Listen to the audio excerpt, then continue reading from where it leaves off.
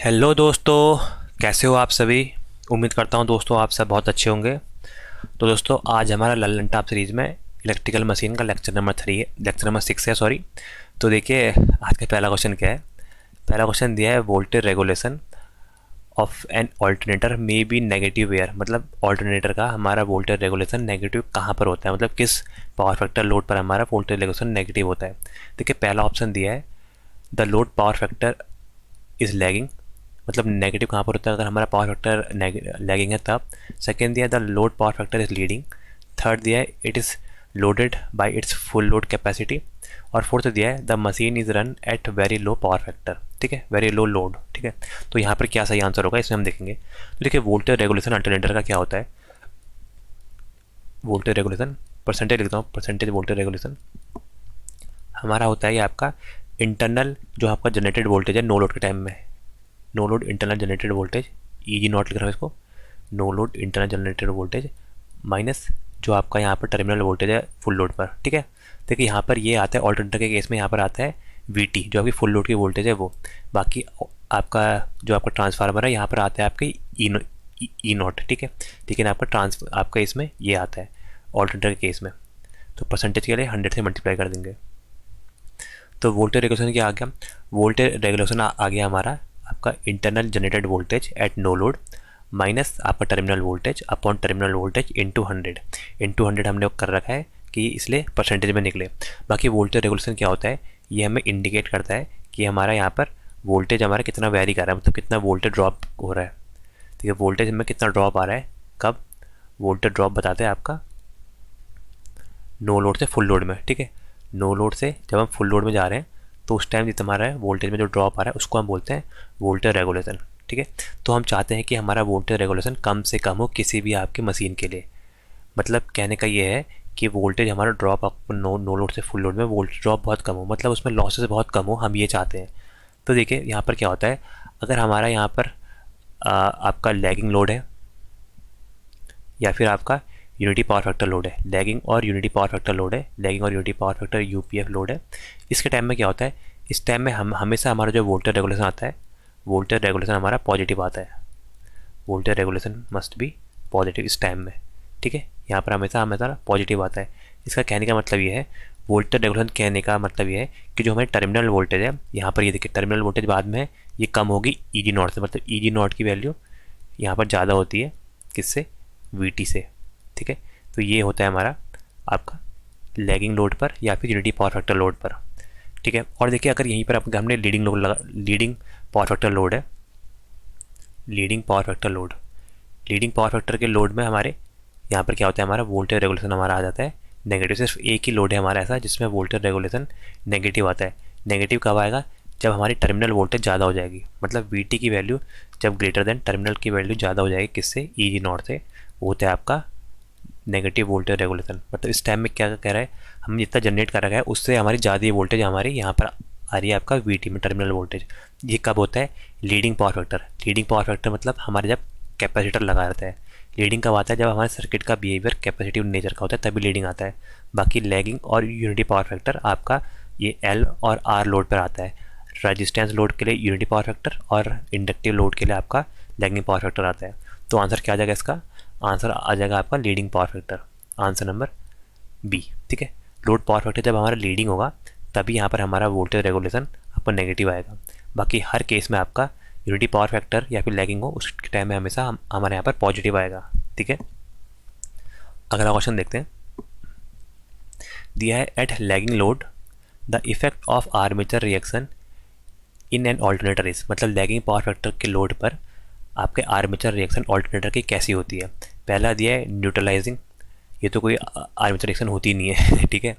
अगला दिया है क्रॉस मैग्नेटाइजिंग, फिर दिया है मैग्नेटाइजिंग और दिया है डीमैग्नेटाइजिंग। तो देखिए मैं इसको आपको इसके थ्रू दिखाता हूँ, आपका जो फेजर डायग्राम है।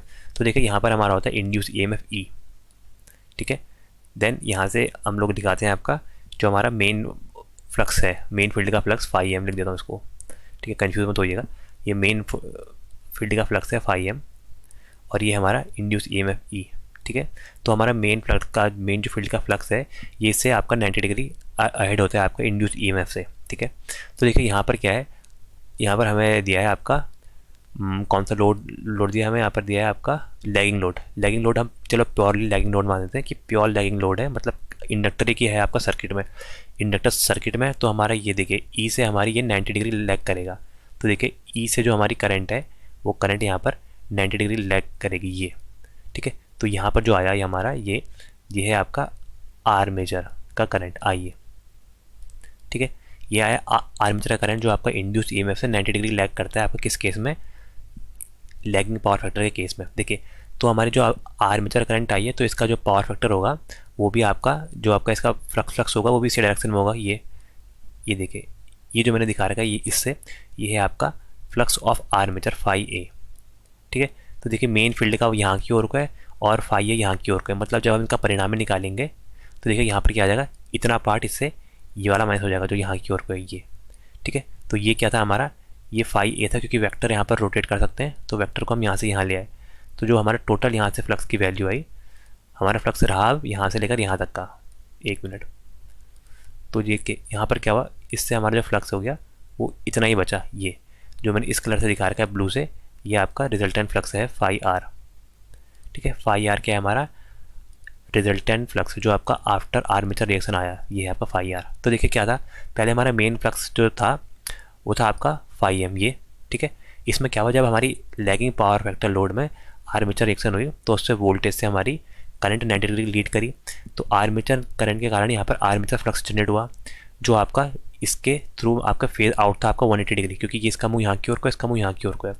तो इनका परिणामी या फिर हमने जो फाई आर निकाला था जिसको हम बोलते हैं रिजल्टेंट फ्लक्स, उसके लिए देखिए इसके हेड में इसकी जो टेल को करी वो मैंने ऐड करी, तो यहाँ पर आपका रिजल्टेंट फ्लक्स आया फाई आर। तो देखिए क्या हो गया, यहाँ पर जो हमारा टोटल फ्लक्स था उससे फ्लक्स में कमी आ गई।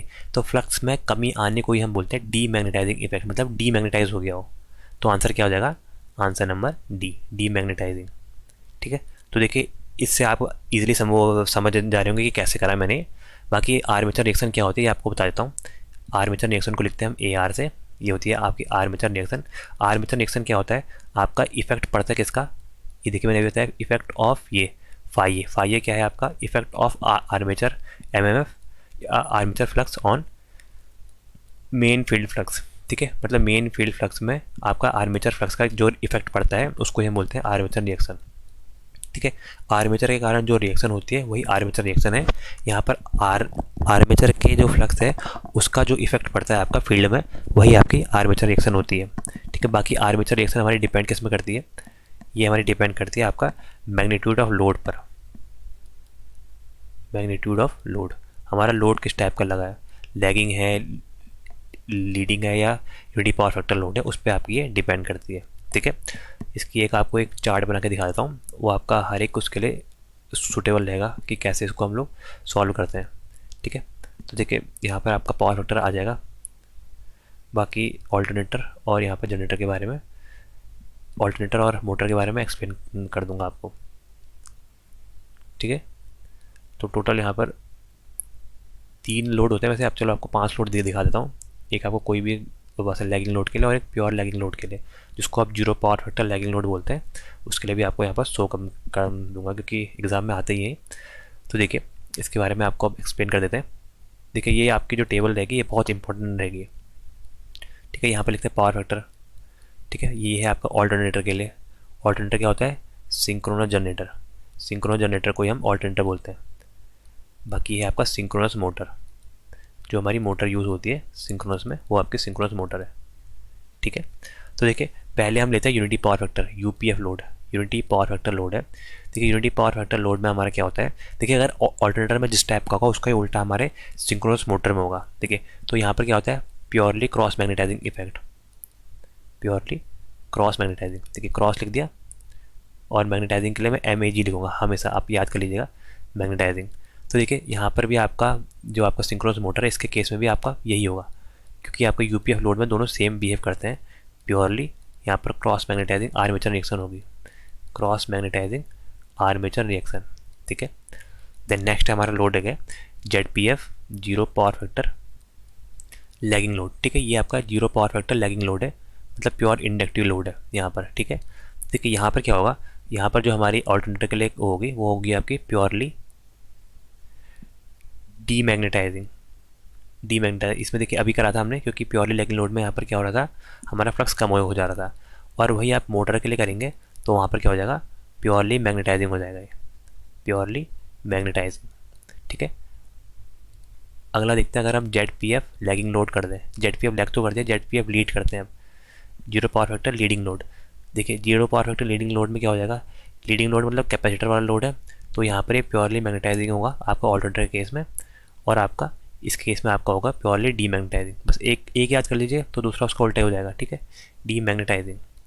बाकी यहाँ पर कोई भी लोड लेता हूँ आपका लैगिंग लोड, मतलब 0.9 या कुछ भी आप पावर फैक्टर लैगिंग लोड ले लें, 0.9 पावर फैक्टर लैगिंग लोड। ठीक है, तो देखिए कोई भी अगर यहाँ पर लैगिंग लोड है, प्योर नहीं है, तो यहाँ पर दोनों आपकी रिएक्शन होगी। कौन सी लिखता हूँ यहाँ पर, पार्शियली, इसको थोड़ा सा नीचे करूँ, होता है, हाँ हो रहा है अच्छा ऑप्शन है।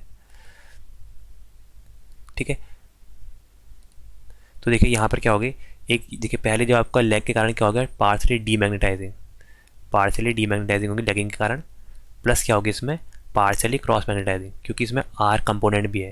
ठीक है, प्योरली इंडक्टर नहीं है, ये आपका एल प्लस आर है, तभी आपका ये लैगिंग लोड है आपका 0.9। ठीक है, एल प्लस आर है, तो आर के लिए क्या हो जाएगा, आर के लिए हो जाएगी हमारी क्रॉस मैग्नेटाइजिंग। ठीक है, क्रॉस मैग्नेटाइजिंग, वही आपका यहाँ आ जाएगा, यहाँ क्या आ जाएगा, यहाँ बस इतना चेंज होगा, जो प्योरली डीमैग्नेटाइजिंग है ये प्योरली मैग्नेटाइजिंग हो जाएगा, और क्रॉस मैग्नेटाइजिंग तो यहाँ भी सेम ही रहेगा, क्या हो जाएगा, ये ये पार्शियली है, आधी है पार्शियली, पार्शियली क्रॉस मैग्नेटाइजिंग, मतलब आधा क्रॉस मैग्नेटाइजिंग होगा और आधा डीमैग्नेटाइजिंग हो जाएगा। अब ये देखिए, अगर हमने 0.9 लीडिंग पावर फैक्टर के लिए कर दिया, कोई भी लीडिंग पावर फैक्टर है आपका 0.9 उसके लिए, मतलब आपका प्योर नहीं है, उस टाइम में क्या होगा, तो देखिए क्या हो जाएगा, ये पार्शियली, तो ये हमारी पार्शियली मैग्नेटाइजिंग हो जाएगा, क्योंकि लीडिंग पावर फैक्टर मतलब इस केस में क्या होगा, कैपेसिटर, प्लस आपका partially cross magnetising C M लिख दिया। यहाँ पर क्या हो जाएगा, ये हो जाएगा आपका पार्शियली, यहाँ पर मैग्नेटाइजिंग है तो यहाँ डीमैग्नेटाइजिंग आ जाएगा, डीमैग्नेटाइजिंग प्लस ये सी एम क्रॉस मैग्नेटाइजिंग। बाकी क्रॉस मैग्नेटाइजिंग क्यों आ रहा, रेजिस्टेंस के कारण, बाकी यहाँ पर लीडिंग के कारण यहाँ पर आपका ऑल्टरनेटर में आपका आता है मैग्नेटाइजिंग, और आपका डीमैग्नेटाइजिंग आता है आपका सिंक्रोनस मोटर के अंदर। ठीक है, अगला क्वेश्चन देखते हैं, इसका आंसर मैंने बता दिया था, हाँ डीमैग्नेटाइजिंग ये। अगला देखते हैं, दिया है आपका the exciter use for an alternator is, alternator में एक्साइटर का कौन किसका यूज़ करते हैं, सीरीज जनरेटर का, एसी जनरेटर का, डायनामो का, या शंट जनरेटर। तो देखिए यहाँ पर हमारा एक्साइटर कहाँ पर लगा रहता है, आप इसको भी देखिएगा। तो देखिए जो हमारी जो सिंक्रोनस मशीन होती है, ये हमारी डबली एक्साइटेड मशीन होती है। ठीक है, ये देखिए, तो यहाँ पर दिखाता हूँ आपको, ये देखिए ये है रोटर, ये है आपका स्टेटर, सिंक्रोनस मोटर का ये आपका स्टेटर है, और ये हमारे बीच में लगा है रोटर। ठीक है, जो आपका घूमने वाला पार्ट है उसको हम बोलते हैं रोटर। तो देखिए हमारे जो आपके यहाँ पर सिंक्रोनस मशीन होती है, इसके रोटर में हम लोग देते हैं फील्ड एक्साइटेशन, तो जो हमारी फील्ड का निर्माण करती है, ये है आपकी फील्ड वाइंडिंग, इसमें हमारी है फील्ड वाइंडिंग। बाकी ये क्या था हमारा, ये था हमारा रोटर। ठीक है, रोटर में हम लोग फील्ड वाइंडिंग देते हैं, और इस स्टेटर में हम लोग आर्मेचर वाइंडिंग देते हैं। तो यहाँ पर फील्ड क्रिएट करने के लिए हम यहाँ पर देते हैं डीसी सप्लाई। तो जो डीसी सप्लाई प्रोवाइड करते हैं हम लोग यहाँ पर डीसी एक्साइटेशन देते हैं, किसके थ्रू, डीसी शंट जनरेटर के थ्रू, डीसी शंट जनरेटर। क्योंकि शंट जनरेटर का क्या होता है कैरेक्टरिस्टिक्स, इसकी जो वोल्टेज है वो आपकी कांस्टेंट होती है, इसलिए हम इसको यहाँ पर डीसी शंट जनरेटर का यूज़ करते हैं यहाँ पर आपका एक्साइट करने के लिए। तो देखिए एक्साइटर होता क्या है हमारा, एक्साइटर वो होता है जो आपके आउटपुट को कंट्रोल करता है, किसके थ्रू, फील्ड करंट को वेरिएशन के थ्रू। देखिए यहाँ पर क्या होगा, यहाँ पर जो हमारी करंट जा रही है आई एफ, ठीक है, इसको अगर हम यहाँ पर वेरी करके, आई एफ को वेरी करके हम इसका जो आउटपुट है आपका एक्साइटर का, उसको हम कंट्रोल कर सकते हैं। ठीक है, और यहाँ पर एक्साइटर किसका बनाता है, डीसी शंट जनरेटर का। और देखिए अगर हमने इसका आउटपुट कंट्रोल कर दिया तो इसका हम आउटपुट कंट्रोल कर सकते हैं by wearing the field current of this exciter. तो ये जब हम इसको एक्साइटर की फील्ड करंट को कंट्रोल कर सकते हैं, मतलब क्या हुआ, जो यहाँ पर हम प्रोड्यूस कर रहे हैं आपका मैग्नेटिक फील्ड, ये नॉर्थ और साउथ, ये भी हम लोग यहाँ पर ईजिली यहाँ पर मेंटेन या फिर कांस्टेंट वोल्टेज यहाँ पर आउटपुट में प्रोवाइड कर सकते हैं। इसलिए यहाँ पर हम लोग डीसी एक्साइटर का यूज़ करते हैं। ठीक है, जो हमारे फील्ड में आपको पोल का निर्माण करे, जिससे आपको ईजिली यहाँ पर आपका कंट्रोल कर सकेंगे रोटर के फील्ड को, और आपका कांस्टेंट वोल्टेज हमें आउटपुट में प्रोवाइड करेगा। तो आंसर हो जाएगा आपका शंट जनरेटर का यूज़ करते हैं हम, डीसी शंट जनरेटर का। ठीक है, अगला देखते हैं। देखिए ये दिया है the Potier triangle of a synchronous generator is shown in the figure. जो यहाँ पर पोर्टियर ट्राइंगल दिया है सिंक्रोनस जनरेटर में, तो ये क्या शो करता है। तो देखिए इसको मैं आपको यहाँ पर पहले दिखाता हूँ कि पोर्टियर ट्राइंगल यहाँ पर क्या होता है। देखिए पोर्टियर ट्राइंगल हमारा होता है एक राइट एंगल ट्राइंगल। ठीक है, मतलब राइट एंगल ट्राइंगल मतलब इसकी एक आपकी साइड 90 डिग्री हो, उसको हम बोलते हैं आपका राइट एंगल ट्राइंगल। और खींच देते हैं इसको ये। ठीक है, तो देखिए यहाँ पर क्या होता है, जैसे माना इसमें क्या आंसर दिए थे आपका FDE। ठीक है, ये देखिए 3 नाम दिए FDE, तो FDE एक ट्राइंगल है। ठीक है, तो यहाँ पर मैं पहले आपको पोर्टियर ट्राइंगल के बारे में बताता हूँ। पोर्टियर ट्राइंगल क्या होता है, पोर्टियर ट्राइंगल क्या होता है और क्यों काम आता है। ठीक है, जो हमारा पोर्टियर ट्राइंगल है वो मैंने आपको बताया, सबसे पहले ये आपका राइट एंगल ट्राइंगल होता है। बाकी ये किस काम आता है आप देख सकते हैं, राइट एंगल है 90 डिग्री, मतलब जिसमें 90 डिग्री होता है वो आपका राइट एंगल होता है। बाकी ये आपका आता है use to draw ZPFC, use to draw ZPFC, zero power factor characteristics ZPFC। ठीक है, हम ZPFC को इसमें ड्रॉ कर सकते हैं किसके यूज से, फ्रॉम यूज ऑफ OCC, या फिर OCC लिख दो खाली, open circuit characteristics. Open circuit characteristics के यूज से हम यहाँ पर ZPFC को आपको कैरेक्टरिस्टिक बना सकते हैं, जीरो पावर फैक्टर कैरेक्टरिस्टिक्स यहाँ पर बना सकते हैं। ठीक है, बाकी इससे जो मेन काम है वो आपका वोल्टेज रेगुलेशन डिटरमाइन कर सकते हैं। वोल्टेज रेगुलेशन डिटरमाइन करने की हमारी मेथड है, जैसे हमारी यहाँ पर MF मेथड होती है, EMF मेथड होती है, वैसे ही हमारी पोर्टियर ट्राइंगल मेथड है आपकी यहाँ पर वोल्टेज रेगुलेशन को डिटरमाइन करने की। ठीक है, तो देखिए यहाँ पर जो हमारा इसका बेस है, यहाँ पर लिखता हूँ एक पर्टिकुलर लिखता हूँ क्योंकि आपका किसी भी ट्राइंगल के उसमें काम आ जाए। तो यहाँ पर जो हमारा बेस और परपेंडिकुलर है, देखिए परपेंडिकुलर ये होता है जो आपका इसके सामने है ये पार्ट। ठीक है, तो यहाँ पर जो परपेंडिकुलर है, परपेंडिकुलर जो साइड है वो क्या बताती है, परपेंडिकुलर साइड हमें बताती है आपकी वोल्टेज ड्रॉप हमारा किस में हो, आपका आर्मेचर लीकेज रिएक्टेंस पर। तो ये बताती है आपके voltage drop in armature leakage reactance में। लीकेज रिएक्टेंस में आर्मेचर ड्रॉप कितना हुआ है वो यहाँ पर बताती है। तो देखिए क्या होगा, करंट इसमें जाएगी I। ठीक है, ये हमारी करंट जाएगी आर्मेचर में, और लीकेज रिएक्टेंस क्या हो जाएगा XAL, आर्मेचर का लीकेज रिएक्टेंस। XA आपका आर्मेचर के लिए और L लिख दिया लीकेज के लिए। ठीक है, तो ये बताता है आपका परपेंडिकुलर पार्ट जो यहाँ पर है FD, जो आपका FD है वो है आपका परपेंडिकुलर, वो इसको डिनोट कर रहा है। बाकी देखिए बेस हमारा क्या है, बेस है आपका DE यहाँ पर क्या है आपका बेस है। तो बेस क्या डिनोट करता है, बेस आपका दिखाता है आपका यहाँ पर MMF दिखाता है, आर्मेचर में MMF। तो F ऑफ A लिखता हूँ, ये होता है आपका आर्मेचर MMF, या फिर ये आपको दिखाता है आपका आर्मेचर रिएक्शन कितनी है। आपकी आर्मेचर रिएक्शन को न्यूट्रलाइज करने के लिए हमें यहाँ पर कितना फील्ड करंट चाहिए। ठीक है, तो देखिए यहाँ पर ये जो पार्ट है ये हो गया आपका FD, और बाकी ये जो पार्ट है DE ये हो गया आपका बेस। बाकी ये किस काम आता है, ये आपका zero power factor characteristics determine करने का काम आता है, किससे, ओपन सर्किट कैरेक्टरिस्टिक्स से। बाकी इसका मेन यूज़ होता है आपका वोल्टेज रेगुलेशन को डिटरमाइन करना। तो देखिए यहाँ क्या दिया है, ये देखिए जो नीचे वाली दी है ये है आपके जीरो पावर फैक्टर कैरेक्टरिस्टिक्स, ऊपर दिया ओपन सर्किट कैरेक्टरिस्टिक्स। देखिए इनके बीच में ये जो ट्राइंगल बना है यही होता है आपका आपका पोर्टियर ट्राइंगल। तो देखिए यहाँ पर जो आपका ये परपेंडिकुलर पार्ट है ये बताता है आपका आर्मेचर ड्रॉप आपके लीकेज में कितने हो रखे हैं। ठीक है, तो ये बताता है ये है आपका FD। लेकिन हमसे यहाँ पर पूछा क्या है, हमसे पूछा है DE के बारे में बताना है। देखिए DE क्या होगा, ये DE है आपका नीचे वाला ये। तो DE होता है बेस क्या बताता है, बेस हमें बताता है आपका आर्मेचर में MMF। ठीक है, अगर यहाँ पर वो ऑप्शन नहीं है तो क्या होता है, देखिए अभी लिखा था मैंने, वरना क्या बताएगा आर्मेचर रिएक्शन। तो क्या बता देगा, आर्मेचर रिएक्शन के लिए कितना हमें मैग्नेटाइजिंग करंट चाहिए। आंसर नंबर C 20 का बिल्कुल ठीक आ जाएगा, आर्मेचर रिएक्शन। अगला देखते हैं, अगला दिया है आपका hydrogen cooling involve in large thermal power plant alternator. ठीक है, क्यों हम लोग हाइड्रोजन कूलिंग का यूज़ करते हैं? Increase the insulation life. Second दिया decrease the insulation life. Fourth दिया does not affect the insulation life. और डी दिया है आपका नन ऑफ दी अबव। तो देखिए यहाँ पर हमारे क्या थर्मल पावर प्लांट TPP है ना, थर्मल पावर प्लांट का ऑल्टरनेटर है। थर्मल पावर प्लांट में जो ऑल्टरनेटर लगाएबल ये ऑल्टरनेटर, इसमें हम लोग क्या दे रहे हैं? हम लोग हाइड्रोजन की कूलिंग दे रहे हैं, हाइड्रोजन की कूलिंग दे रहे हैं। तो उससे क्या होगा ये पूछ रहा है। तो देखिए इसके बारे में आपको बताता हूँ। जो हमारा यहाँ पर हाइड्रोजन ये क्या है? एक कूलेंट मटेरियल है जो आपको ठंडा करने का काम आता है। ठीक है, कूलेंट मटेरियल है। ठीक है, ये हो गया हमारा कूलेंट मटेरियल। तो देखिए किसी भी अगर आपका सब स्टेशन के अंदर किसी भी आपके पावर प्लांट में कूलेंट अगर मटेरियल है तो वो आपका करता क्या है? वो आपका करेगा कि उस सिस्टम का जो टेम्परेचर है उसको रिड्यूस करेगा। तो इट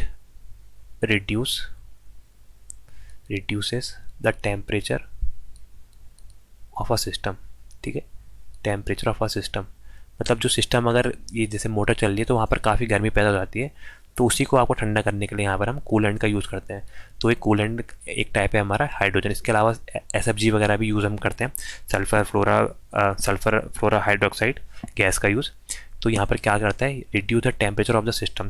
देखिए अगर टेम्परेचर अगर कम हो जाएगा तो यहाँ पर क्या फ़ायदा होगा? हमारा जो इंसुलेशन है, क्योंकि इंसुलेशन आपको टेम्परेचर से ही डैमेज होता है, टेम्परेचर कम हो जाएगा तो इंसुलेशन की यहाँ पर लाइफ इंक्रीज हो जाएगी।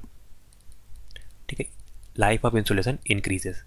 तो आंसर तो हो जाएगा इसका आंसर नंबर है इंक्रीज द इंसुलेशन लाइफ। अगर हमने हाइड्रोजन का कूलेंट का यूज़ कर रखा है तो क्या होगा? उससे हमारी जल्दी वहाँ पर आपका वो आपके सिस्टम है वो जल्दी ठंडा हो जाएगा, जिससे आपके इंसुलेशन में ज़्यादा डैमेज नहीं पड़ेगा। ठीक है, बाकी इसकी गुण कौन कौन से हैं, मतलब इसकी प्रॉपर्टी क्या हो सकती है आपकी आइडियल कूलेंट की? आइडियल कूलेंट मतलब जो भी आप यहाँ पर ठंडा करने के लिए लगा रहे हैं उसकी प्रॉपर्टी क्या होनी चाहिए? सबसे पहला तो इसकी लो विस्कोसिटी होनी चाहिए। लो विस्कोसिटी हमारे इस मटेरियल की होनी चाहिए। बाकी ये सबसे मेन कि सस्ता मिले, मतलब लो कॉस्ट, इसकी कॉस्ट कम हो, और आपका नॉन टॉक्सिक हो, जहरीला ना हो ये। ठीक है, बाकी देखिए यहाँ पर जो हाइड्रोजन दिया है, हाइड्रोजन जैसे H2 लिख दिया। हाइड्रोजन हमारी जो गैस है इसकी जो थर्मल कंडक्टिविटी है ये किसी भी गैस से बहुत हाई होती है। कैसे लिखूँ इसको? हाईएस्ट थर्मल कंडक्टिविटी ना, या थर्मल कंडक्टिविटी हाई लिखता हूँ ये। ठीक है, हाईएस्ट थर्मल कंडक्टिविटी। तो हाइड्रोजन की जो हाईएस्ट थर्मल कंडक्टिविटी होती है तो इससे आपका बहुत इजी हो जाता है इसमें। हाईएस्ट थर्मल कंडक्टिविटी मतलब जितना इसमें आपको गर्मी होगी उतने ईजिली आपको हाईएस्ट आपको थर्मल की जो आपकी गर्मी है उसको हीट को आपको बाहर एम्बियंट टेम्परेचर में आपको छोड़ देगा, ताकि आपके सिस्टम में कोई भी यहाँ पर डैमेज ना हो। ठीक है, अगला देखते हैं। अगला दिया है which of the following method given below is या are use for synchronising the alternator. Alternator को सिंक्रोनाइजिंग करने के लिए हमारी कौन सी मेथड यूज़ होती है? तो देखिए सिंक्रोनाइजिंग ऑफ ऑल्टरनेटर मतलब क्या होता है? सिंक्रोनाइजिंग मतलब होता है आपका दो या दो से ज़्यादा ऑल्टरनेटर को आप पैरेलल में लगाते हैं। ठीक है, मतलब क्या हुआ? Parallel connection of alternator, parallel operation of alternator. ठीक है, जब हम आपको ऑपरेशन ये परफॉर्म करते हैं मतलब दो या दो से ज़्यादा बहुत सारे आप जब यहाँ पर सिंक्रोनस जनरेटर को पैरेलल में लगाते हैं तो कौन सी मेथड का यूज़ करते हैं? ठीक है, तो देखिए यहाँ पर पैरेलल कंडीशन के लिए हमें क्या होना चाहिए? फ्रीक्वेंसी और फेज शिफ्ट उनका इक्वल होना चाहिए। तो देखिए यहाँ पर मेथड के नाम दिए हैं। पहला दिया है कि 2 ब्राइट एंड 1 डार्क मेथड, इसको हम बोलते हैं 3 लैम्प मेथड। यहाँ पर आपके जो फेज़ होते हैं वो अगर सेम सीक्वेंस के हो तो वो डार्क हो, वो आपके ब्राइट हो जाते हैं और एक डार्क हो जाता है। बाकी सिंक्रोनस कंडेंसर मेथड दिया है, सिंक्रोनस स्कोप दिया है, और पहला और तीसरा। तो देखिए सिंक्रोनस कंडेंसर तो कोई मेथड ही नहीं होता है। सिंक्रोनस कंडेंसर क्या है? आपका पावर फैक्टर इंप्रूव करने का काम आता है। किसमें? आपका यहाँ पर पावर फैक्टर इंप्रूव करते हैं जब आपके सिंक्रोनस मशीन, आपके सिंक्रोनस मोटर जब आपकी ओवर एक्साइटेड हो और आपका नो लोड पर हो, मतलब आपकी जो शाफ्ट है उसको एक्सटेंशन कर रहा है लेकिन यहाँ पर कोई भी लोड नहीं लगा रहा है, तो over excited synchronous generator work as synchronous condenser. तो ये तो कोई मेथड नहीं है, ये आपके पावर फैक्टर इंप्रूवमेंट करने की मेथड है। ठीक है, जबकि जो होगा फर्स्ट और थर्ड है ये आपकी मेथड होती है आपके सिंक्रोनाइजिंग करने की। तो आंसर नंबर इसका हो जाएगा डी, बिल्कुल ठीक। तो यहाँ पर क्या होता है ना मेरे भाई, यहाँ पर हम लोग देखते हैं कि ऑल्टरनेटर की जो फ्रीक्वेंसी है, जो आपकी हमने ऑल्टरनेटर लगा रहे हैं, ये ऑल्टरनेटर जो हम लगा रहे हैं उसकी जो फ्रीक्वेंसी है वो आपके जो एग्जिस्टिंग बस बार है, ये देखिए बस बार जिसमें बहुत सारे कनेक्ट हैं, उसकी फ्रीक्वेंसी से मैच कर रही नहीं कर रही। इसी फ्रीक्वेंसी को मैच कराने के लिए हम लोग इसका यूज़ करते हैं, सिंक्रोनाइजिंग ऑफ ऑल्टरनेटर मेथड का यूज़। तो आंसर नंबर इसका सेकंड और थर्ड ठीक है, तो आंसर नंबर डी हो जाएगा। अगला देखते हैं। चलो एक न्यूमेरिकल तो आया, हाँ दिया था, अ 3 फेज 6 पोल 60 हर्ट्ज ऑल्टरनेटर हैविंग 200 कंडक्टर पर फेज। ठीक है, 200 कंडक्टर है पर फेज में, और 10 मिली वेबर का फ्लक्स पर पोल है, मतलब फ्लक्स की वैल्यू है 10 milli weber. Alter if the alternator है द शॉर्ट पिच, देखिए शॉर्ट पिचिंग दी है आपको 60 डिग्री, अल्फा की वैल्यू दे दी 60 डिग्री, तो डिटरमाइन द ईएमएफ पर फेज। तो हमें ईएमएफ पर फेज बताना है ऑल्टरनेटर का। अज्यूम द केडी, मतलब जो डिस्ट्रीब्यूटिंग का आपका डिस्ट्रीब्यूटर का आपका कांस्टेंट है, वो आपकी वैल्यू है आपकी 1। तो यहाँ पर बताना है कि इसकी वैल्यू क्या होगी आपकी ईएमएफ की पर फेज की। तो देखिए पर फेज ईएमएफ का फॉर्मूला क्या होता है, क्योंकि देखिए हम पर फेज बेसिस पर ही एनालिसिस करते हैं। इसका फॉर्मूला होता है आपका 4.44 इंटू एफ, जो आपकी frequency supply frequency, into flux, into turn, into के पी इंटू के डी, या फिर के डब्ल्यू लिख सकते हैं वाइंडिंग फैक्टर, के पी के डी लिख देते हैं क्योंकि दोनों दिए हैं इसमें के पी के डी। तो ये हमारा फॉर्मूला हो गया। ठीक है, इंड्यूस ईएमएफ पर फेज का। देखिए यहाँ पर क्या है, हमारे जो हमारे जेड होते हैं वो आपके नंबर ऑफ कंडक्टर होते हैं। जेड होते हैं आपके क्या, number of conductor, number of conductor. ठीक है, नंबर ऑफ कंडक्टर। बाकी जेड की वैल्यू होती है 2 टाइम्स ऑफ टर्न। ठीक है, 2t नंबर ऑफ टर्न, या फिर आप कॉयल भी बोल सकते हैं। बाकी एक टर्न में आपके 2 कॉयल साइड होते हैं, एक टर्न में हमारे 2 कॉयल साइड होते हैं। तो यहाँ से अगर आप t की वैल्यू निकालेंगे, या फिर जो आपको n भी बोलते हैं इसको, तो ये आ जाएगा आपका z/2। टर्न कितने हो जाएंगे, z/2। कंडक्टर को हम 2 से डिवाइड कर देंगे, वो आ जाएगा आपका टर्न। ठीक है, बाकी kp क्या होता है आपका, kp होता है पिच फैक्टर। पिच फैक्टर क्या होता है आपका, ये होता है आपका ईएमएफ जो आपका शॉर्ट पिच वाइंडिंग में जनरेट हो रखा है, EMF of short pitch winding, जो हमने वाइंडिंग को शॉर्ट कर रखा है उसमें short pitch winding upon EMF of full pitch winding होता है। ठीक है, इसका फॉर्मूला है आपका ईएमएफ ऑफ फुल पिच। ठीक है, ये हमारा होता है। बाकी इसको हम लिखते हैं, पता होगा आपको, केपी को लिखते हैं आपका कॉस अल्फा/2। बाकी ये यहाँ पर अल्फा ही आपका कॉर्डिंग एंगल होता है। ठीक है मेरे भाई, तो देखिए क्या क्या दिया है, इसको नेक्स्ट पेज पर लिख देता हूँ। तो देखिए फॉर्मूला क्या था, फॉर्मूला लिखते हैं, पहले आप फॉर्मूला याद कर लीजिएगा, भूलना मत। 4.44 इंटू एफ इंटू फाइव, ठीक है, इंटू टर्न इंटू के पी इंटू के D, pitch factor into distributed factor. ठीक है, इससे ये हमारा फॉर्मूला है। तो देखिए यहाँ पर लिख देता हूँ इधर पर क्या क्या गिवन है करके। ठीक है, तो देखिए यहाँ पर पोल 6 है, फ्रीक्वेंसी है 60 हर्ट्ज। तो देखिए फ्रीक्वेंसी से मतलब है, पोल तो यहाँ पर यूज़ नहीं हो रहे हैं क्योंकि कहीं भी आपके फॉर्मूले में पोल की वैल्यू नहीं आ रही है। तो एफ फ्रीक्वेंसी है आपकी 60 हर्ट्ज।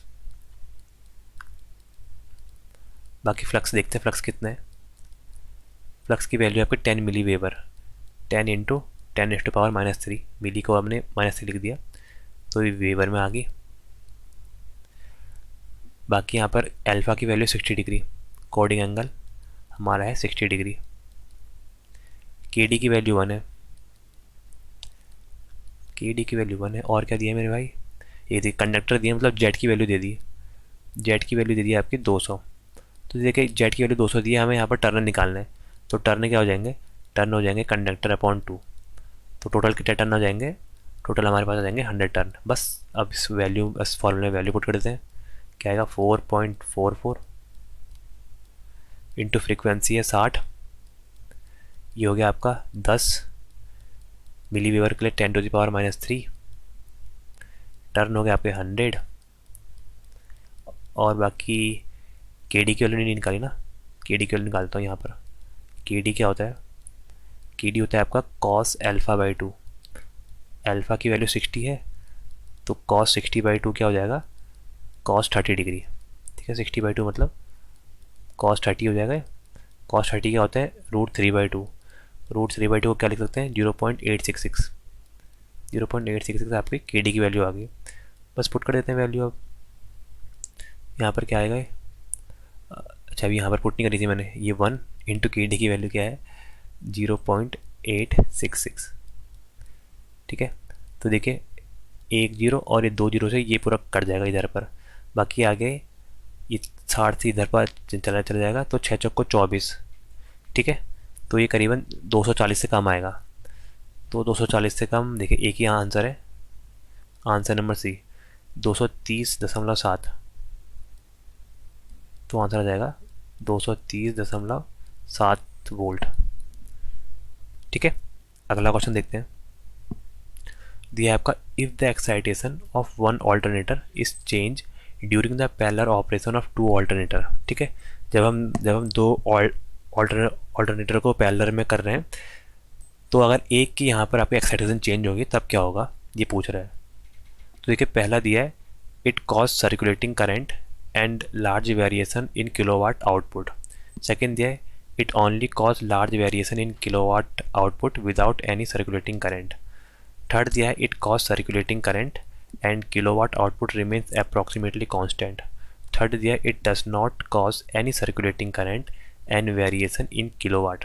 तो देखिए हाँ कैसा दिखा रखा है, इसको सिंपल दिखाता हूँ मैं आपको। ये हमारा इम्पीडेंस लगा रखा है और ये हमारे ऑल्टरनेटर है, हमारा दो कर दिए मैंने, दो। ठीक है, ये हमारे दो ऑल्टरनेटर लगे हैं ऐसे, और ये हमारी बस बार है। ठीक है, अगर यहाँ पर हमारा किसी भी एक का एक्साइटेशन चेंज होगा, तो देखिए एक्साइटेशन चेंज होने के कारण सबसे पहली चीज़ इसमें क्या होती है, यहाँ पर हमारे आपके ईएमएफ जो आपके इनके बीच में ईएमएफ है, ये E1 पहले वाले लिखता हूँ, E1 और ये E2।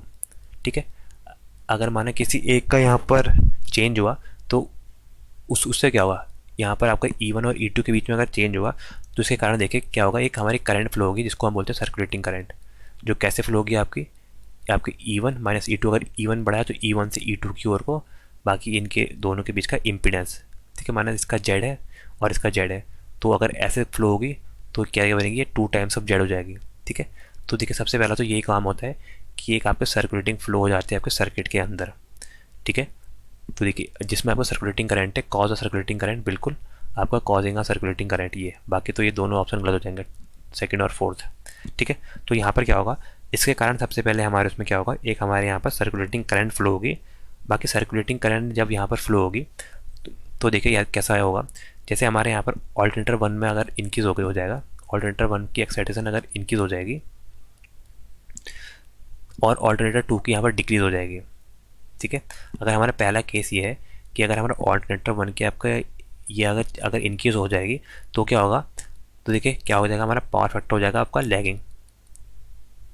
इस केस में हमारा पावर फैक्टर भी हो जाएगा लैगिंग। क्यों, क्योंकि हमारा पहले वाला अगर आपका ज़्यादा यहाँ पर आपका एक्साइटेशन हो जाएगी, तो आपका ये जो रिएक्टिव पावर है ये आपका ज़्यादा ले लेगा, और इसके अलावा यहाँ पर आपका करंट जो होगी वो आउटपुट करंट वो भी आपकी ज़्यादा आ जाएगी, आउटपुट करंट वो भी आपकी इंक्रीज़ करेगी इस केस में। तो आउटपुट करंट इंक्रीज़ करेगी, बाकी यहाँ पर आपके जो केवी है, किलोवाट की रेटिंग है, उसमें बहुत माइनर सा फ़र्क आता है, थोड़ी बहुत चेंज होती है लेकिन ज़्यादा फ़र्क नहीं आता है। तो आंसर क्या करेंगे हम, देखिए एक सर्कुलेटिंग करंट तो फ्लो हो रही है, लेकिन आपकी ये अप्रॉक्सीमेटली कांस्टेंट रह रही है आपकी किलोवाट आउटपुट। हल्का सा चेंज आता है, माना इसमें 2 से लेकर 5% का चेंज आता है, लेकिन उतना ज़्यादा चेंज नहीं आता कि बहुत चेंज हो जाए। तो आंसर नंबर इसका सी बिल्कुल सही आ जाएगा। It causes a circulating current and kilowatt output remains approximately same लिखा है। देखिए अप्रॉक्सीमेटली कांस्टेंट, बिल्कुल कांस्टेंट नहीं होता है, थोड़ा बहुत आपका डिफर करता ही है। अगला देखते हैं, दिया है आपका, if two alternator A and B are sharing a pure resistive load equally. एक आर लोड है जो आपका ए और बी आपके ऑल्टरनेटर शेयर कर रहे हैं। If excitation of alternator 1 increases, देखिए वही दे दिया, वही वाला क्वेश्चन आ गया, यही आपका सेम। देखिए ये आपका ऑल्टरनेटर 1 है, यहाँ दिखाता हूँ इसका इम्पीडेंस ऐसे ही, ये आपका ऑल्टरनेटर बी है। ठीक है, इस टाइप से हमारा ये है। ठीक है, ये आपका ए है और ये बी है। इसकी EMF E1 ले लेता हूँ, इसकी EMF E2 लिख देता हूँ, बाकी इसका इम्पीडेंस वही आपका Z1 और इम्पीडेंस Z2 लिख दिया। ठीक है, बाकी ये आपका किसको शेयर कर रहे हैं, एक प्योरली रजिस्टिव लोड, ये आर लोड है यहाँ पर लगा हुआ। ठीक है, प्योरली रजिस्टिव लोड लगा है, हमारा आर लोड लगा है। तो यहाँ पर क्या होगा, देखिए आपको 2-3 चीज़ें तो पता ही होगी कि अगर हमारा इंड्यूस EMF जो है E, अगर ये कम है टर्मिनल वोल्टेज से, तो इसको हम क्या बोलते हैं, इसको हम बोलते हुए under excitation. Under excitation, under excitation में क्या होता है मेरे भाई, अंडर एक्साइटेशन, ये हम ऑल्टरनेटर की बात कर रहे हैं, ऑल्टरनेटर। ऑल्टरनेटर अगर अंडर एक्साइटेड में है तो ये हमारा आपका लीडिंग पावर फैक्टर में काम करता है, work in leading power factor. देखिए वहीं अगर इंड्यूस ईएमएफ की वैल्यू अगर टर्मिनल वोल्टेज वीटी के बराबर है तो इसको हम बोलते हैं नॉर्मली एक्साइटेशन या नॉर्मली एक्साइटेड। ठीक है, नॉर्मली एक्साइटेड। तो यहाँ पर जो हमारा ऑल्टरनेटर है, ऑल्टरनेटर के लिए ऐसा साइन कर दिखा दिया, आज समझ जाएंगे। तो ये आपको यूनिटी पावर फैक्टर में काम करता है यूपीएफ लोड पर मेरे, ठीक है मेरे भाई। और जब इंड्यूस ईएमएफ की वैल्यू ज़्यादा हो जाएगी टर्मिनल वोल्टेज से तब क्या होगा, तब इसको हम बोलते हैं आपका ओवर एक्साइटेड, मतलब ये आपका ओवर एक्साइटेड की जैसे काम कर रहा है। ओवर एक्साइटेड मतलब यहाँ पर आपका जो ऑल्टरनेटर है ये आपका लैगिंग पावर फैक्टर में काम करेगा, ठीक है, एट लैगिंग पावर फैक्टर। तो देखिए इसको मैं आपको अगले पेज में दिखाता हूँ। देखिए यहाँ पर क्या होगा, अगर हमने एक्साइटेशन बढ़ा दी, जैसे हमारा ऑल्टरनेटर है ए, इसकी एक्साइटेशन मतलब जो हमारा, देखिए ये हमारा आपका सिंक्रोनस का जनरेटर है, ये हमारा है रोटर। तो रोटर में हम लोग फील्ड वाइंडिंग को माउंट करते हैं, तो फील्ड वाइंडिंग ही आपकी एक्साइटेशन प्रोवाइड करते हैं, मतलब आई एफ को हमने यहाँ वेरी कर रखा है, ठीक है। मतलब एक्साइटेशन क्या हुई, जो फील्ड में एक्साइटेशन दे रहे हैं आई एफ, फील्ड में एक्साइटेशन करंट को हमने इंक्रीज़ कर दिया, ठीक है। जब हम इसको इंक्रीज़ करते हैं तो हमारा क्या होगा, E1 जो आपका इंड्यूस ईएमएफ है आपका पहले वाले ऑल्टरनेटर का, वो इंक्रीज़ हो जाएगा किससे, E2 से, ठीक है।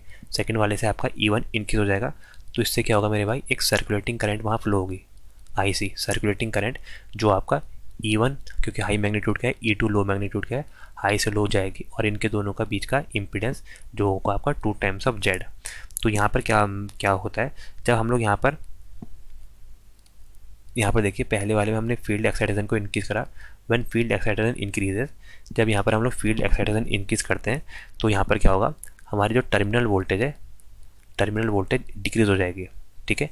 देखिए ये केस टर्मिनल वोल्टेज यहाँ पर डिक्रीज़ हो जाएगी, ठीक है।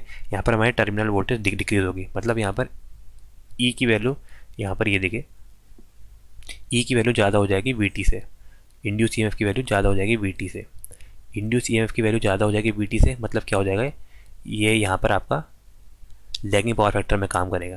देखिए इस टाइम ये आपका लैगिंग पावर फैक्टर में काम करेगा, ठीक है। तो यहाँ पर हमारा क्या क्या होता है, जैसे हम लोग यहाँ पर किसी भी एक ऑल्टरनेटर के फील्ड एक्साइटेशन को इंक्रीज़ करते हैं तो हमारा यहाँ पर टर्मिनल वोल्टेज भी यहाँ पर हो जाती इंक्रीज़, ठीक है। तो देखिए यहाँ पर जो आपका रिएक्टिव पावर सप्लाई होगी आपकी, वो आपका ए से वो आपकी हो जाएगी ज़्यादा, ठीक है। तो आपकी जो रिएक्टिव पावर सप्लाई है, जो आपका जो ऑल्टरनेटर 1 है जो रिएक्टिव पावर सप्लाई कर रहा है, वो आपका करेगा ज़्यादा, रिएक्टिव पावर ऑफ ए हमारी ज़्यादा हो जाएगी as compare to reactive power of B. लेकिन यहाँ पर हमें रिएक्टिव पावर तो हमें कांस्टेंट चाहिए, तो रिएक्टिव पावर हमारे कांस्टेंट चाहिए क्योंकि टोटल हमारी जो क्यू है वो कांस्टेंट होती है। तो हमारे चेंज ऑफ एक्साइटेशन का फ़र्क से क्या होता है, हमारे केवीए मतलब एक्टिव पावर और रिएक्टिव पावर दोनों में ही अफेक्ट पड़ता है, लेकिन आपके किलोवाट में यहाँ पर कोई भी अफेक्ट नहीं पड़ता है। तो देखिए इसका सही आंसर क्या हो जाएगा, देखिए alternator A will become more lagging, ये ऑल्टरनेटर वाली यहाँ पर लैगिंग काम करेगा और ऑल्टरनेटर बी यहाँ पर लीडिंग काम करेगा, ठीक है। तो आंसर नंबर इसका हो जाएगा आंसर नंबर डी, क्योंकि यहाँ पर वीटी की वैल्यू पर भी डिपेंड करता है और आपके क्यू की वैल्यू पर डिपेंड कर रहा है, क्योंकि आपका ऑल्टरनेटर 1 जो आपका ज़्यादा आपका रिएक्टिव पावर सप्लाई कर रहा है, ज़्यादा रिएक्टिव पावर यहाँ पर सप्लाई करेगा, मतलब ये आपका लैगिंग पावर फैक्टर में काम करेगा, बाकी ये जो कम में करेगा वो आपका लीडिंग पावर फैक्टर में काम करेगा। Answer number D. अगला देखते हैं, दिया है आपका which of the following condition are necessary to connect alternator into the infinite bus bar. हम ऑल्टरनेटर को इन्फिनिट बस बार में जब हम कनेक्ट करते हैं ये, तो यहाँ पर उसके लिए क्या कंडीशन यहाँ पर नेसेसरी है ये हमसे पूछ रहा है, ठीक है। ये इन्फिनिट बस बार क्या होती है, ऐसी बस बार जिसमें आपके बहुत सारे आपके ऑल्टरनेटर कनेक्ट है, जिसका आपका वोल्टेज और आपकी फ्रीक्वेंसी वगैरह सब सेम होती है।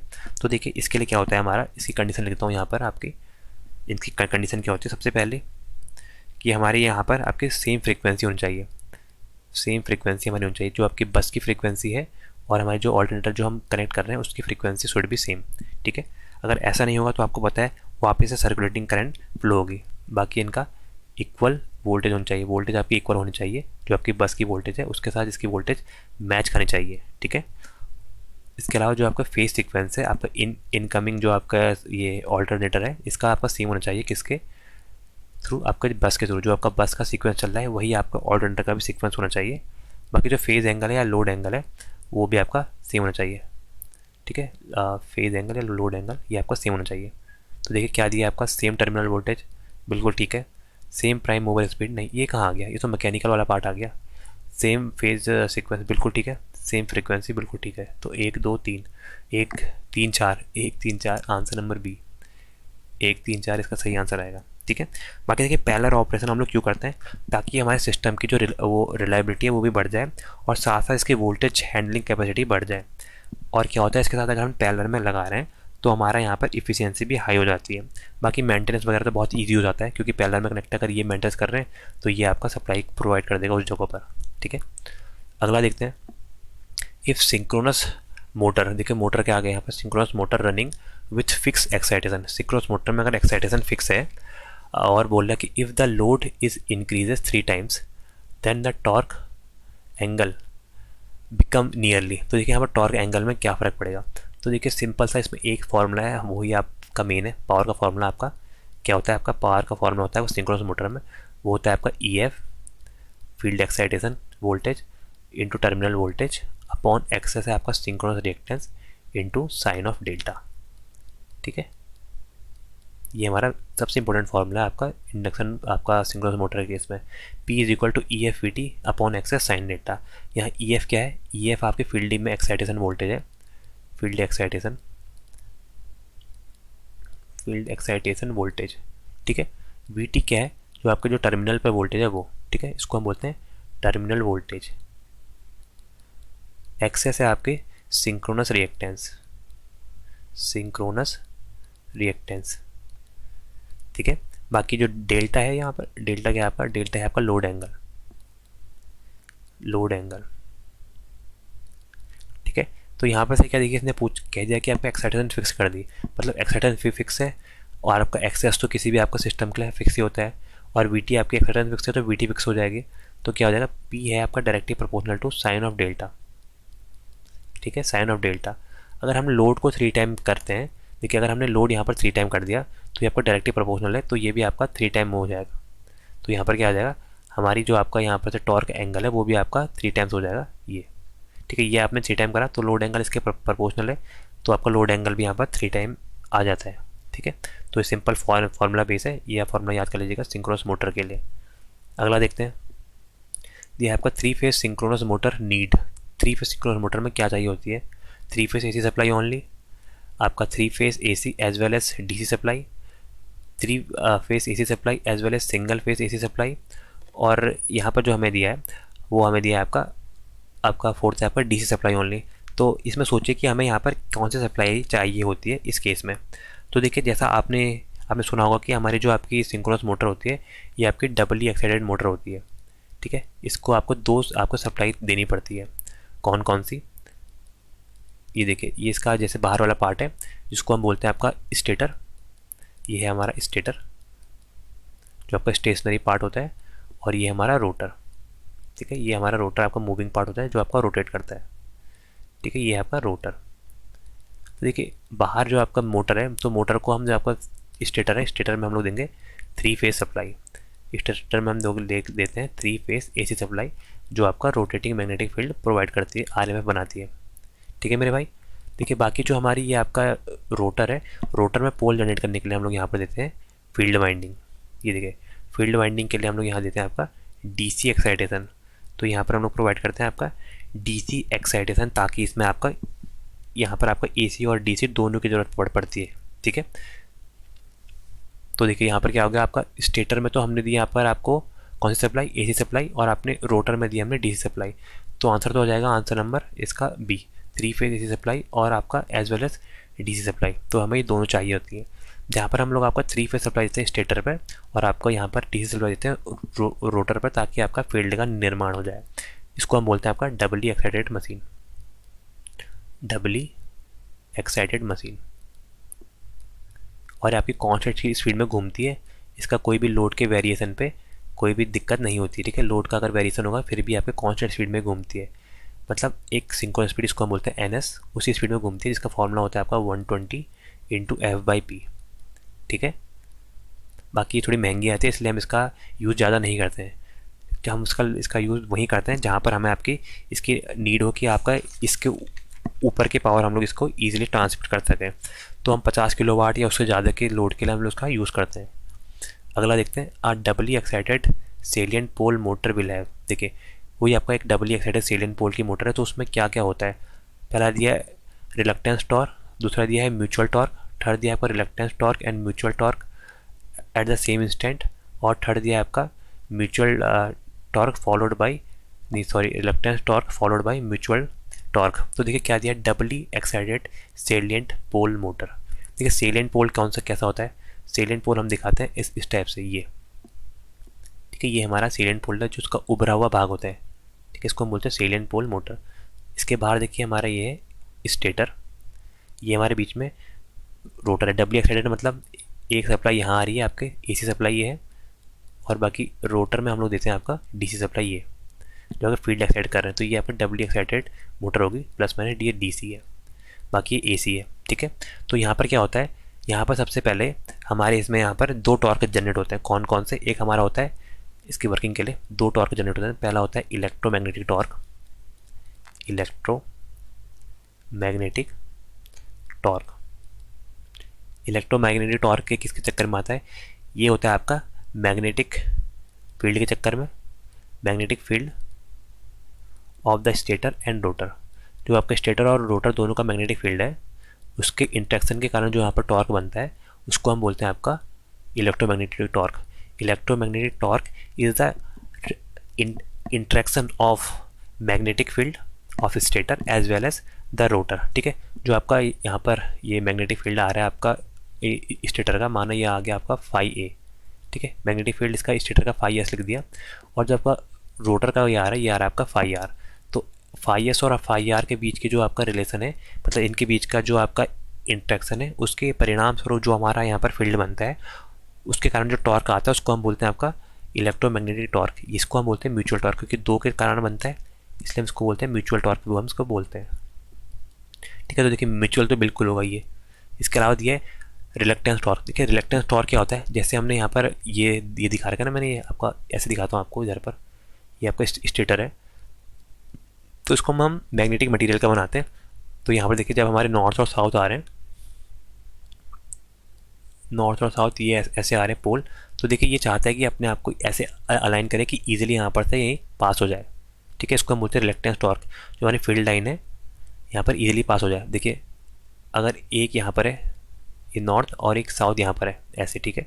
बाकी अगर ये पोल इस टाइप से है, अगर ये यहाँ पर है, ये देखिए, तो देखिए यहाँ पर से क्या हुआ मेरे भाई, यहाँ पर से देखिए इनकी जो फील्ड लाइन है वो ऐसे करके जाएगी ये ठीक है। तो ये क्या करेगी, इसको अलाइन करेगी कि ये इस टाइप में आ जाए कि मतलब कम से कम रिलक्टेंस पाथ इसके बीच में प्रोवाइड हो। ये देखिए ये बहुत कम रिलक्टेंस है, जबकि यहाँ पर इतना सारा रिलक्टेंस पाथ होके जा रहा है। तो रिलक्टेंस टॉर्क क्या होता है, ये आपका प्रोड्यूस होता है ड्यू टू सैलियंसी। सैलियंसी क्या होती है आपकी, वेरिएशन ऑफ मैग्नेटिक रिलक्टेंस। देखिए मैग्नेटिक जो आपका पाथ है उसमें रिलक्टेंस जो आपका एयर गैप है उसके कारण जो आपका सैलियंसी बननी है रोटर में, उसके कारण यहाँ पर एग्जिस्ट करता है। तो इसमें हमारा रोटर क्या होता है, हमारा रोटर अलाइन होना चाहता है आपकी मिनिमम आपके एयर गैप वाले पाथ में, मतलब जहाँ पर आपका मिनिमम रिलक्टेंस हो उस पाथ में आपका अलाइन होना चाहता है, उसको हम बोलते हैं आपका रिलक्टेंस टॉर्क, ठीक है। तो देखिए यहाँ पर स्पेशली दिया है आपका सेलियंट पोल टाइप। सेलियंट पोल टाइप में हमारा रिलक्टेंस टॉर्क बहुत आपका डोमिनेट होता है, ये देखिए, क्योंकि इसका अनइवन एयर गैप होता है। यहाँ पर एयर गैप कम है और यहाँ पर देखिए यहाँ एयर गैप ज़्यादा है। तो देखिए यहाँ पर अनइवन एयर गैप के कारण यहाँ पर सैलियंसी का इफेक्ट काफ़ी आता है। तो यहाँ पर देखिए दो टॉर्क यहाँ पर लगते हैं, कौन कौन से, एक आपका रिलक्टेंस टॉर्क और एक म्यूचुअल टॉर्क।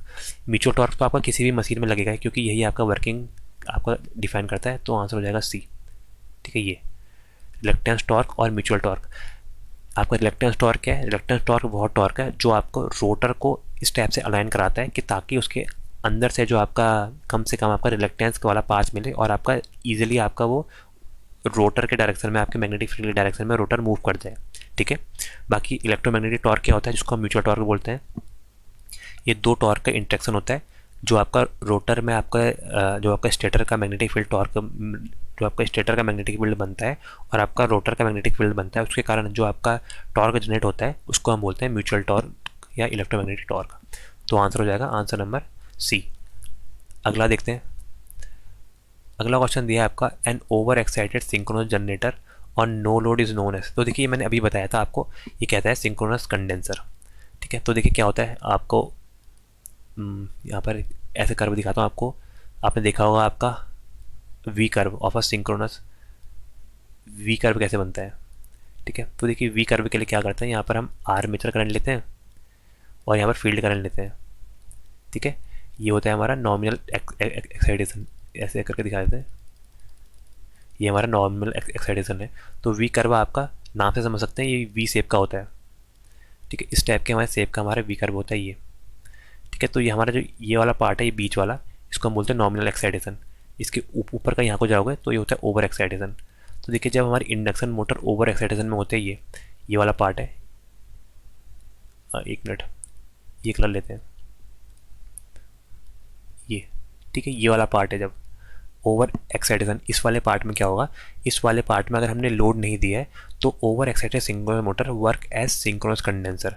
मतलब यहाँ पर आपका एक कैपेसिटर के जैसे काम करती है, जो आपका पावर फैक्टर इंप्रूव करती है लाइन का। ठीक है, इंप्रूव पावर फैक्टर, क्योंकि देखिए यहाँ पर इसका जो आपका ये है एज अ ओवर एक्साइटेशन में काम करती है, ओवर एक्साइटेशन में हमारा ये वर्क करती है। देखिए अगर हमारी, तो आंसर है ए, यहाँ पर क्या था, ओवर एक्साइटेड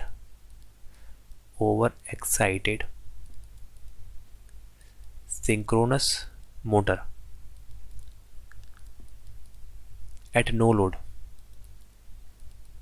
लोड, और आपको क्या लिख सकते हैं इसको, कई बार आता है आपका साफ्ट एक्सटेंशन, साफ्ट को खाली एक्सटेंड कर रखा है, कोई लोड नहीं लगा रखा है। ठीक है, और साफ्ट एक्सटेंशन यहाँ पर work as synchronous condenser.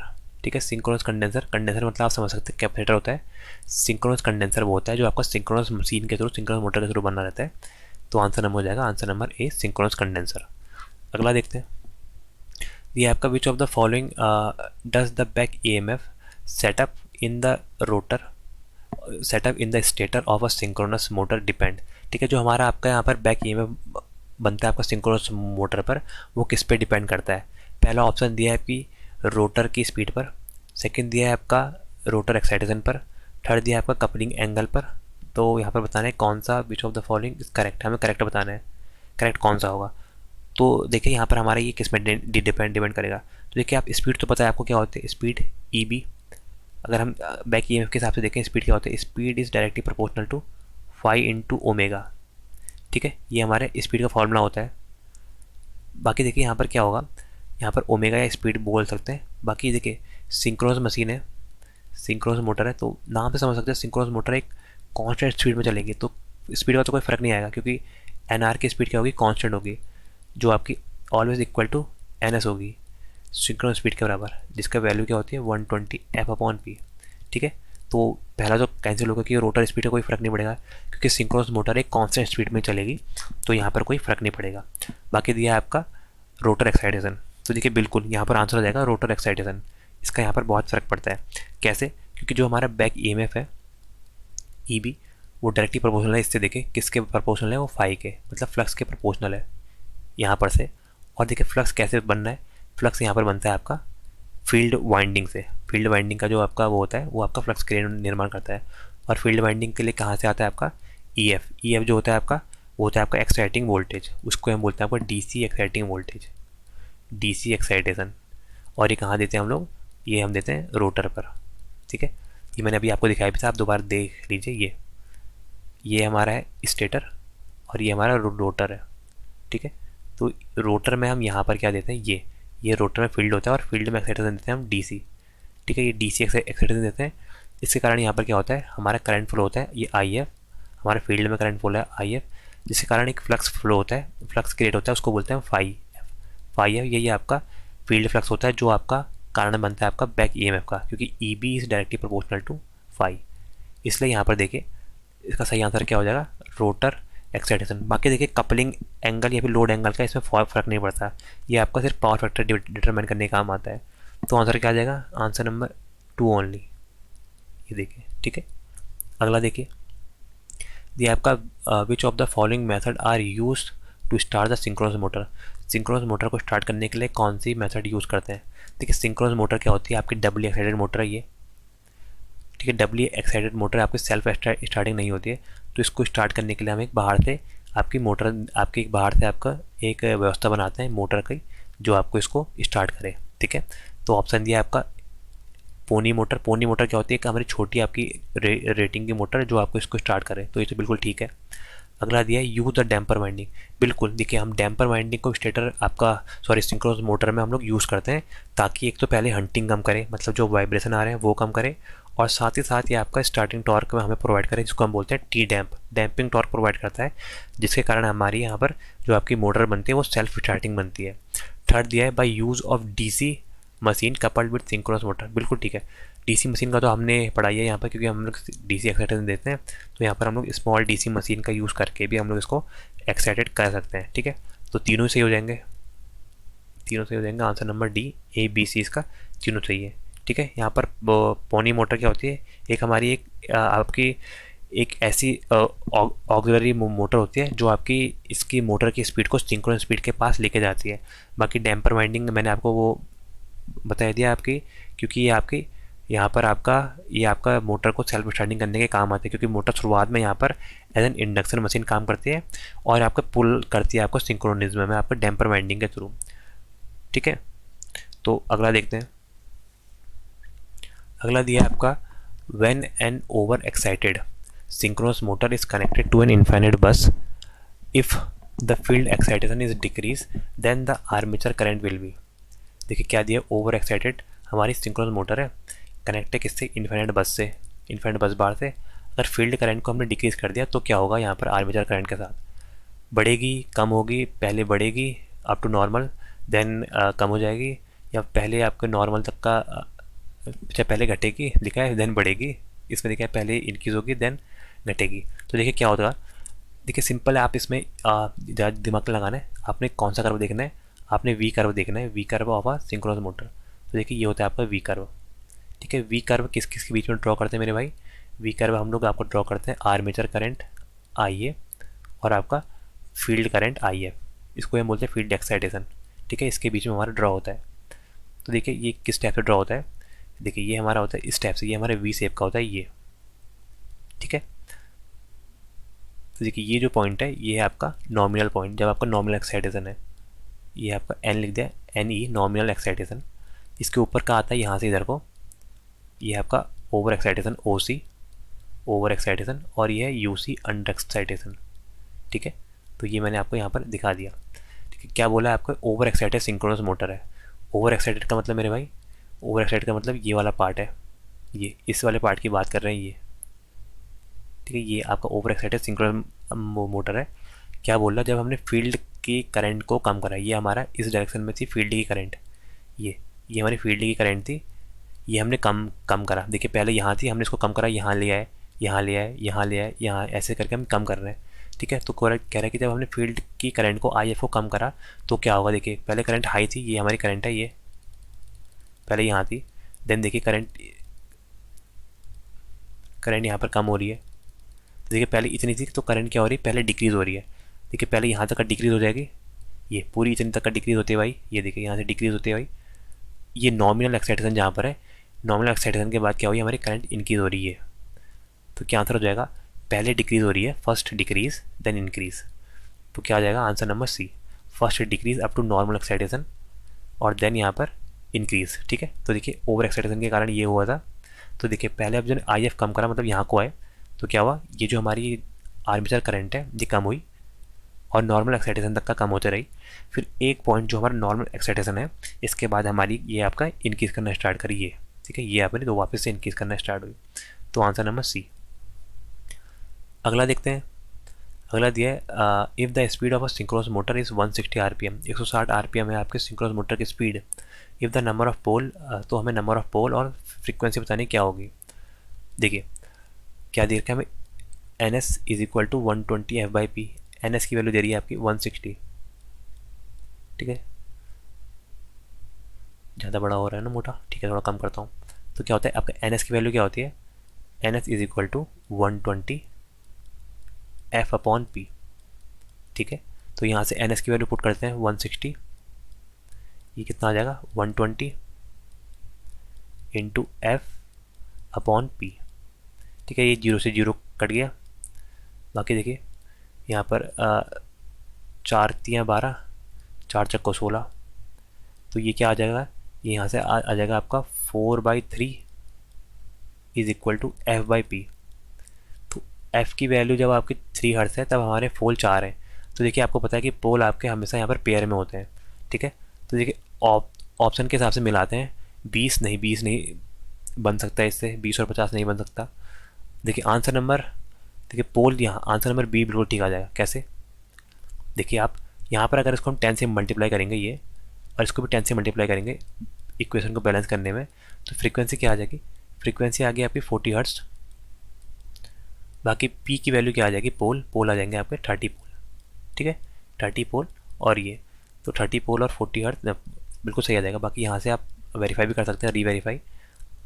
N S is equal to 120 into F की वैल्यू डाल दीजिए आप 40 हर्ट्ज़, और पोल है आपके 30, ठीक है।